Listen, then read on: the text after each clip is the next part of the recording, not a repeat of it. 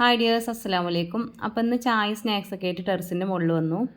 അപ്പോൾ ഇടയ്ക്ക് ഇതുപോലെ സ്നാക്സൊക്കെ ഉണ്ടാക്കുമ്പോൾ ടെറസിൻ്റെ മുകളിൽ വന്ന് തിന്നും. അപ്പോൾ നമുക്കും തന്നെ സന്തോഷമാണ്, കുട്ടികൾക്കും തന്നെ ഭയങ്കര സന്തോഷമാവും. അപ്പോൾ ഇങ്ങനെയൊക്കെ ഒന്ന് കഴിച്ച് നോക്കൊണ്ടിട്ടോ ഇടയ്ക്കൊക്കെ. അപ്പോൾ ഇടയ്ക്കൊക്കെ കുട്ടികളെയും കൊണ്ട് ഇതുപോലെ മുകൾക്കൊക്കെ പോയി കഴിച്ചാൽ കുട്ടികൾക്കും തന്നെ പുറത്ത് പോയി ഒരു ഭക്ഷണം കഴിച്ച ഫീൽ കിട്ടും കേട്ടോ. അപ്പോൾ ഇടയ്ക്കൊക്കെ ഇങ്ങനെ ചോദിക്കുമ്പോൾ ഇതുപോലെ ഒന്ന് മാറ്റി പിടിച്ചാൽ മതി സ്ഥലം. സിമ്പിളായിട്ട് എങ്ങനെയാണ് ഒരു നോർമൽ സിബ് അറ്റാച്ച് ചെയ്യണമെന്ന് കാണാം. ഇതുപോലെ സിബിലേറെ 1 ഇഞ്ച് കുറച്ചിട്ട് വേണം കേട്ടോ ഈ സെൻറ്റർ കട്ട് ചെയ്യാൻ. ഇതുപോലെ 4 ഇഞ്ച് വീതിയിലും 10 ഇഞ്ച് നീളത്തിലുമാണ് കേട്ടോ ഞാനൊരു പീസ് എടുത്തിട്ടുള്ളത്. എന്നിട്ട് സിബിലേറെ 1 ഇഞ്ച് കുറച്ചിട്ട് ഇതുപോലെ കട്ട് ചെയ്ത് കൊടുത്തിട്ട് അതിന് ചുറ്റിനും ഈ പീസ് വെച്ച് കണ്ട് മൊട്ട് സൂചി കുത്തി കൊടുക്കുക. എന്നിട്ട് ഇതുപോലെ സ്റ്റിച്ച് ചെയ്ത് കൊടുക്കുക. അതിന് ചുറ്റിനും സെൻറ്ററിലെത്തുമ്പോൾ സൂചി കുത്തി പിടിച്ചിട്ട് ഇതുപോലെ ഈ ഭാഗത്തേക്കും സ്റ്റിച്ച് ചെയ്യുക. സ്റ്റിച്ച് ചെയ്യുമ്പോൾ നല്ല വൃത്തിക്ക് നീറ്റായിട്ട് സ്റ്റിച്ച് ചെയ്യാൻ ശ്രമിക്കുക. മൊത്തം ഇതുപോലെ സ്റ്റിച്ച് ചെയ്ത് കഴിഞ്ഞിട്ട് ഇതുപോലെ കട്ട് ചെയ്ത് കൊടുക്കുക. കട്ട് ചെയ്ത ഭാഗത്തൂടെ ഒന്നും കൂടി കട്ട് ചെയ്ത് കൊടുക്കുക. എന്നിട്ട് നല്ല ഭാഗത്തിൽ നിന്നും മോശം ഭാഗത്തേക്ക് ഈ പീസിനെ തിരിച്ചിടുക.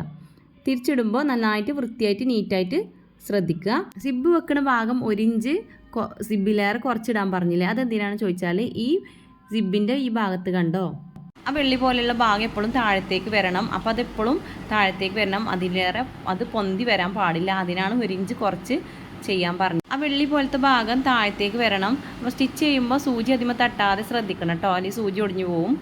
സിബ്ബൊക്കെ സ്റ്റിച്ച് ചെയ്യുമ്പോഴേ സിബ്ബർ ഫൂട്ട് ഉണ്ടാകുന്നത് നല്ലതാട്ടോ. ഇതുപോലത്തെ സിബ്ബർ ഫൂട്ട് ഉണ്ടെങ്കിൽ ഈസി ആയിട്ട് സിബ്ബ് സ്റ്റിച്ച് ചെയ്യാം.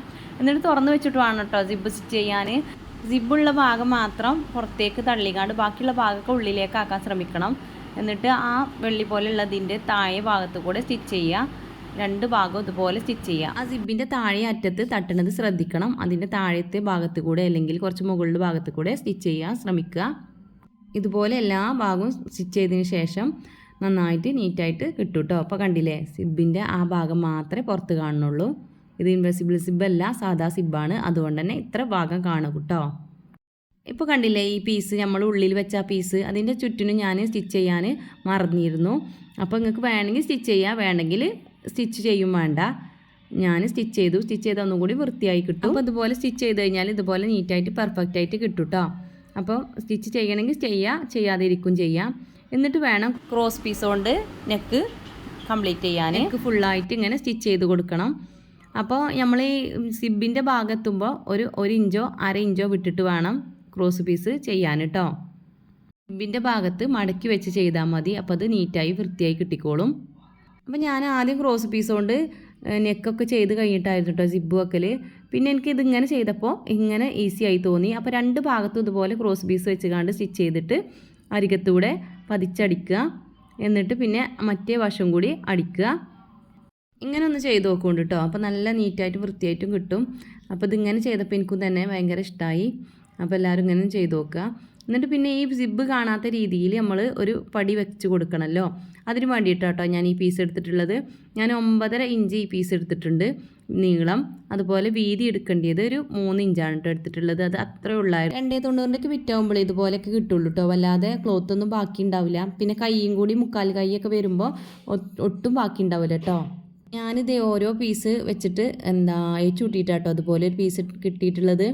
അപ്പോൾ ഇതുപോലെ സിബിൻ്റെ ഭാഗത്ത് ഇതുപോലെ വെച്ച് കൊടുക്കുക. എന്നിട്ട് ഞാൻ ഈ വീഡിയോയിൽ കാണിക്കണ പോലെ സ്റ്റിച്ച് ചെയ്ത് കൊടുക്കുക.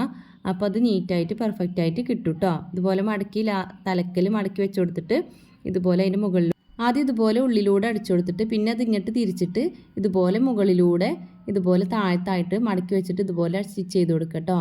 അപ്പോൾ നിങ്ങൾക്ക് ഞാൻ പറയണത് മനസ്സിലാവുണ്ടെന്ന് കരുതുന്നു. അപ്പോൾ ഇതിൻ്റെ മുകളിലൂടെ ഒന്നുകൂടി അടിക്കുമ്പോൾ അതവിടെ പതിഞ്ഞ് കടന്നോളും.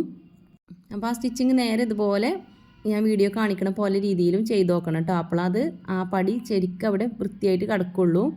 അപ്പോൾ ഞാനിത് ഏച്ചൂട്ടിയ പീസായതുകൊണ്ട് തന്നെ ചെറിയൊരു ഭാഗം ഇങ്ങനെ കാണുന്നുണ്ട്, എന്നാലും കുഴപ്പമില്ല. അപ്പോൾ എല്ലാവരും ഇങ്ങനെ ഒന്ന് ചെയ്ത് നോക്കുകൊണ്ടി. അപ്പോൾ എൻ്റെ വീഡിയോ നിങ്ങൾക്ക് ഇഷ്ടപ്പെട്ടാൽ ലൈക്ക് ചെയ്യുക, കമൻറ്റ് ചെയ്യുക, സബ്സ്ക്രൈബ് ചെയ്യുക കേട്ടോ.